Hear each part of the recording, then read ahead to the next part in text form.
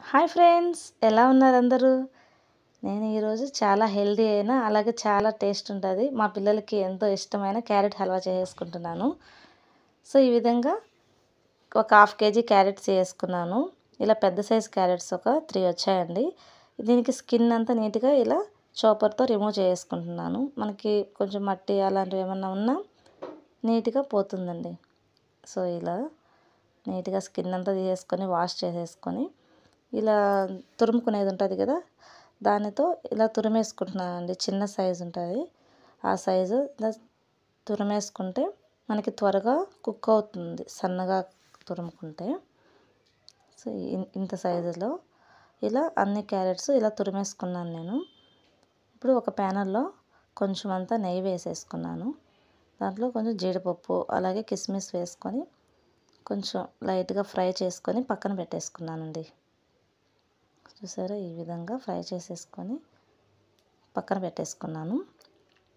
ఇందులోనే ఇంకో 2 స్పూన్స్ గీ వేసేసుకొని మనం తురిమి పెట్టుకున్న క్యారెట్ని ఇలాగ వేసేసుకున్నాను. ఈవెన్గా కుక్ చేసుకోవాలండి. ఈ విధంగా కొంచెం సిమ్లో పెట్టేసి ఒక 10 మినిట్స్ వదిలేస్తే నీట్గా కుక్ అయిపోతుంది. వాటర్ వచ్చేసి మళ్ళీ వాటర్ అందులోనే ఇనుక్కోపోయేలాగా అయిపోతుందండి.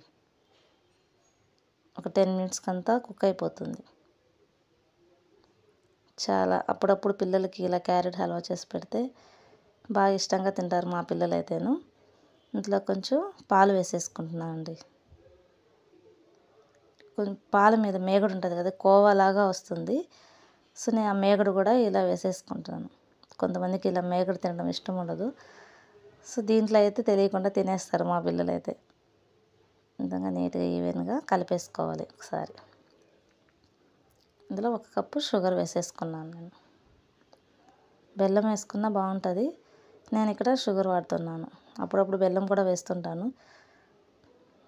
సో ఈ విధంగా వాటర్ అంతా పాలంతా ఇనుక్కోపోవాలండి క్యారెట్కి. ఈ విధంగా కొంచెం అలాగే కొంచెం యాలకుల పొడి అంతా వేసేసుకొని నీట్గా కుక్ చేస్తే కొంచెం టైం పడుతుంది. చాలా టేస్ట్ మాత్రం చాలా బాగుంటుందండి.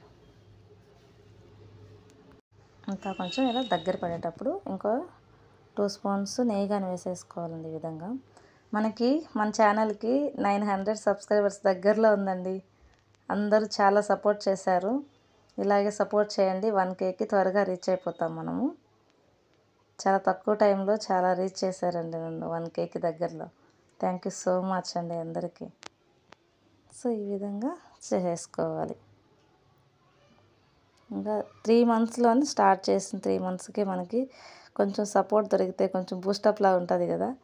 సో ఈ వీడియో చూసిన వాళ్ళు కూడా లైక్ చేసుకోండి. అంతా దగ్గర పడిన తర్వాత ఇలా సర్వ్ చేసేసుకోవడమే కిస్మిస్ జీడిపప్పులతో. మా పిల్లలు స్కూల్ నుంచి ఇంటికి వచ్చేసరికి ఇలా వేడి వేడిగా క్యారెట్ హల్వా చేసేసుకున్నాను. వాళ్ళు ఫుల్గా ఎంజాయ్ చేసేసారండి. థ్యాంక్ యూ ఫర్ వాచింగ్ అండి. Bye bye.